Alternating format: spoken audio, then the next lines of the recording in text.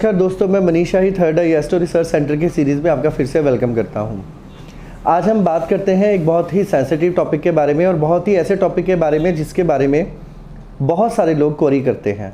और स्पेशली आजकल के कम्युनिकेशन के ज़माने में क्वेरी करना बड़ी आम बात है, और स्पेशली वो क्वेरी अगर लव और रिलेशनशिप के रिलेटेड हो तो वो और भी आम हो जाती है। यहाँ पे क्या होता है, बहुत बार लोग कहते हैं कि हमें वन साइडेड लव हो गया, वन साइडेड अट्रैक्शन हो गई, या हमें जो हमारे इमोशंस हैं उसके प्रति जो लॉयल्टी है वो सामने वाले की तरफ से नहीं मिल रही। क्या ऐसा होगा कि सामने वाला हमारे साथ अटैच होगा?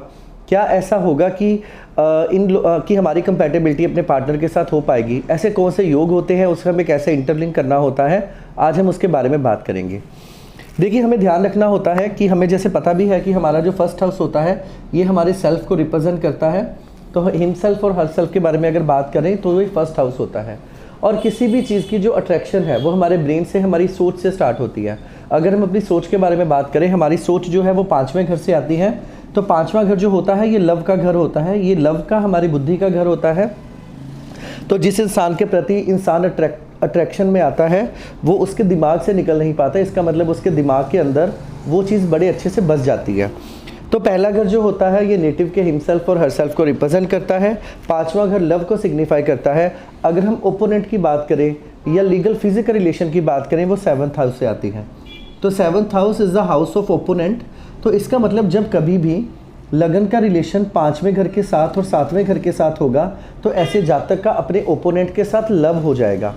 लेकिन ये जो लव है, ये लव कैसे लिंक करना है हमें, यहाँ पर अगर पहले घर का रिलेशन 5वें 7वें घर के साथ होगा और इसमें शुक्र जैसे प्लैनेट का रोल हो, क्योंकि शुक्र अपने आप में प्यार को रिप्रेजेंट करने वाला प्लैनेट है। और शुक्र तकरीबन फायरी साइन के अंदर उच्च का होने के कारण या अपनी राशि का होने के कारण 1, 5, 7 के साथ लिंक बनाता है। तो ऐसे जातक का ओपोनेंट के साथ अटैचमेंट होना आम बात है। देखिए, इस अटैचमेंट में हम जनरली एक छोटी मोटी अटैचमेंट या थोड़े समय के बारे में अगर बात की जाए, किसी के साथ अटैच होने को नहीं कहा जाए। ऐसा लव जो हमारे दिमाग में बस जाए वो यहाँ से आता है। इसका मतलब जब 1, 5 और 7 का रिलेशन होगा और इसमें शुक्र जैसे प्लैनेट का रोल होगा, ऐसे जातक अपने ओपोनेंट के साथ अटैच हो जाते हैं। लेकिन यहाँ पे एक बात ध्यान देनी होगी, वन साइड अट्रैक्शन में क्या चीज़ फेस करनी होती है। अगर हम लगन की बात करें, लगन का रिलेशन यहाँ से है और हमारा प्यार हमारे 5वें घर से आता है। इसी प्रकार जो ओपोनेंट का लव है वो भी उसके 5वें घर से आएगा। इसको ध्यान से समझना है। अगर हमारा प्यार हमारे 5वें घर से आ रहा है तो ओपोनेंट का प्यार ओपोनेंट के 5वें घर से आएगा। 1, 2, 3, 4, 5 इस घर से। अगर मान लीजिए इन कॉम्बिनेशंस के अंदर किसी भी तरीके से 11वें घर का रिलेशन सेल्फ के साथ हो जाए या लग्न के साथ या लग्न लॉर्ड के साथ हो जाएगा, वहाँ पर सामने वाले इंसान की अट्रैक्शन भी आपके साथ होगी।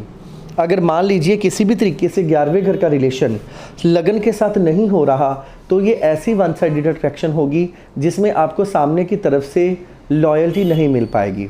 तो यहाँ पर हमें क्या करना होता है, ये ध्यान रखना होता है। अगर किसी भी तरीके से 1, 5, 7 का रिलेशन 11 के साथ होगा, क्योंकि 11वां घर ना सिर्फ सामने वाले का लव है, वो हमारी डिज़ायर का, हमारे सपनों के सच होने का भी घर होता है। अगर इन चारों घरों का लिंक होगा तो वो अट्रैक्शन दोनों तरफ से होगी। अगर 11वें घर का कोई भी लिंक नहीं होगा उसमें अट्रैक्शन नहीं हो पाती। और ऐसी पोजीशन में 2 बातों का हमें ध्यान रखना होता है। इस अट्रैक्शन और लव में जितना ज़्यादा शुक्र, चंद्र और गुरु स्ट्रॉन्ग होंगे उतना ही ज़्यादा रिलेशनशिप में हमें अच्छे रिजल्ट्स आएंगे। और दूसरा, हैवीली अफ्लिक्ट होना चंद्रमा का बुरी तरह से पीड़ित होना जातक में क्या टेंडेंसीज लेके आएगा। ऐसे बंदा बड़ी जल्दी बिना सोचे समझे किसी के साथ अटैच हो जाता है, जो कि उसके लिए एक इमोशनल सेटबैक का कारण बनती है। ऐसी पोजीशन में अगर कोई भी इंसान किसी भी इमोशनल सेटबैक से गुजर रहा है तो यहाँ पर जातक को अपना मून को स्ट्रॉन्ग करने की नीड होती है, चंद्रमा को स्ट्रॉन्ग करने की नीड होती है। इसके लिए अब आपके मन में आएगा कि फिर इसकी क्या क्वेश्चन होगी। चंद्रमा के लिए याद रखें, हमारे एक ही गॉड है जिनके मस्तक पर चंद्रमा लगा होता है, लॉर्ड शिव। लॉर्ड शिव की उपासना करने से हमारे मन में मतलब दया भाव एक्टिव होता है, जिसके कारण हमारा जो चंद्रमा है वो मन जो है वो स्ट्रांग हो जाता है, हमारा मन डिवर्सिफाइड हो जाता है।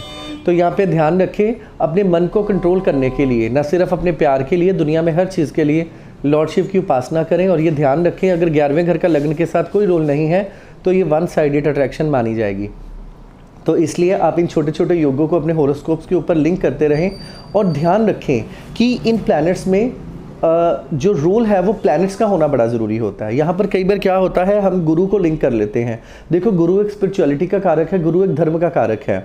गुरु में भी प्यार को देखा जाता है, लेकिन गुरु का जो प्यार होता है वो भगवान के साथ और पूरी तरह से सात्विकता में होता है। लेकिन जो शुक्र का प्यार होता है ये प्रॉपर एक ऐसा लव होता है जो मैरिज को इंडिकेट करता है। अगर चंद्रमा का रोल होगा वो जनरल अटैचमेंट को करेगा, लेकिन अगर मान लीजिए इसमें मंगल का रोल होगा तो वो अग्रेशन को और पैशनेट लवर को रिप्रेजेंट करेगा। यहाँ पर प्लैनेट का रोल देखना बड़ा ज़रूरी है। ऐसा ना हो कि आप सैटर्न जैसे प्लैनेट के लिंक करने के ऊपर भी अब अगर आप कहें कि वन साइडेड अट्रैक्शन होगी। सैटर्न और मरकरी एक नॉन प्रोडक्टिव प्लैनेट है, इनका लव एंड रिलेशनशिप में रोल बहुत कम रहता है। ज़्यादातर लव एंड रिलेशनशिप में जो रोल होता है वह शुक्र, चंद्र और मंगल जैसे ग्रहों का होता है। इनका ही कॉम्बिनेशन लव मैरिज को इंडिकेट करता है। लेकिन ध्यान रखें, चंद्रमा का स्ट्रॉन्ग होना बहुत ज़्यादा ज़रूरी है। जिनका चंद्रमा पीड़ित होता है ऐसे ही लोग वन साइडेड अट्रैक्शन में जाते हैं और उनके अंदर बहुत ही ज़्यादा नेगेटिव इमेजिनेशंस आनी शुरू हो जाती हैं। तो आज का टॉपिक छोटा सा था लेकिन बहुत ज़्यादा रेलेवेंट था। तो आप हमारे चैनल को ऐसे ही लाइक, सब्सक्राइब और शेयर करते रहें। Thank you so much.